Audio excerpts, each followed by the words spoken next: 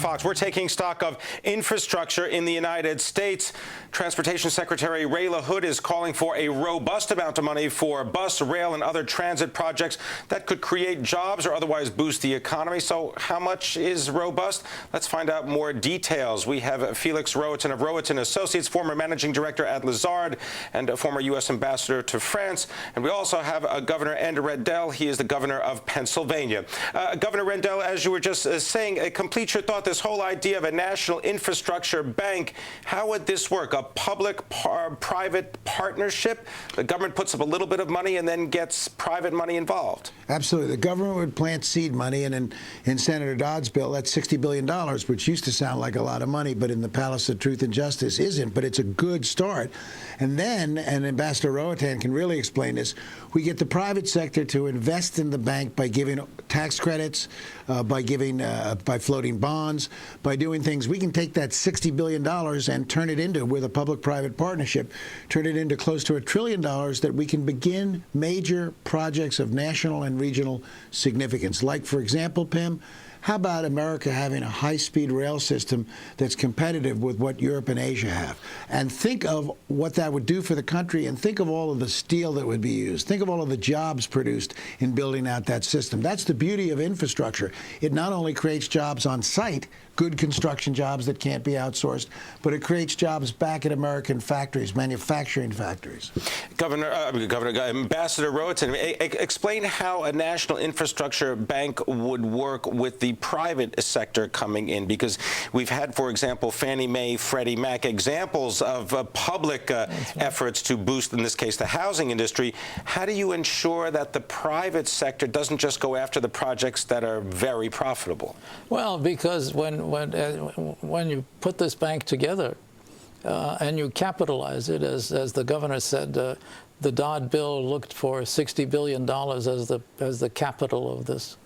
But with $60 billion of equity capital, the leverage you can apply at least 3, 4, 5 times the capital, and you're at $500 billion.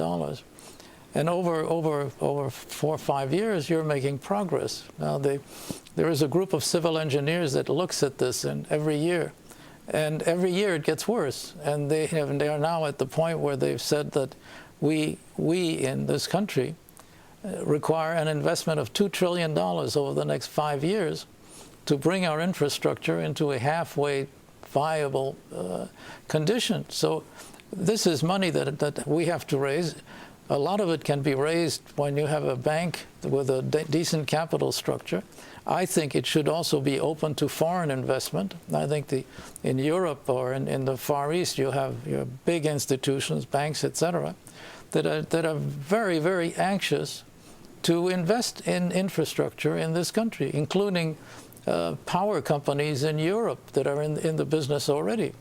So if you have the private sector, either through banks or industrial companies, owning, say, 50% of the capital of our bank, it will just be like I was going to say any other bank. I don't think I want to say that today, but it is. Then you run it like a business. You have the power of the Senate to confirm the management.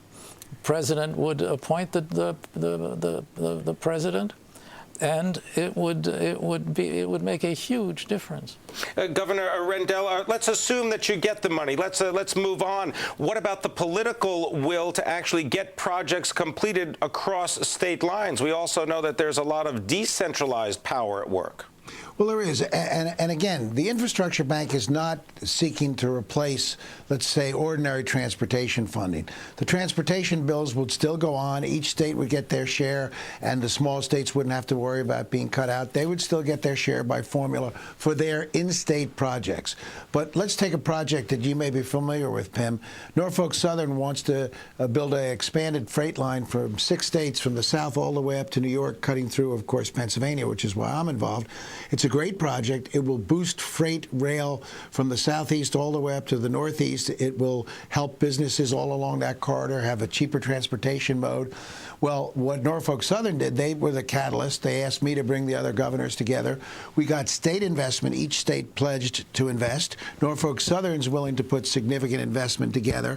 And then we're asking the federal government to join us. And it's basically a third, a third, and a third. Those type of projects can't be financed through ordinary transportation funds, because ordinary transportation funds go out in grants to individual states. So you need something like this to do big regional project that will make an impact. All right. I want to thank my guests. I want to thank you very much, Ambassador Felix Rohatyn and Governor Ed Rendell, talking about the state of the nation's infrastructure.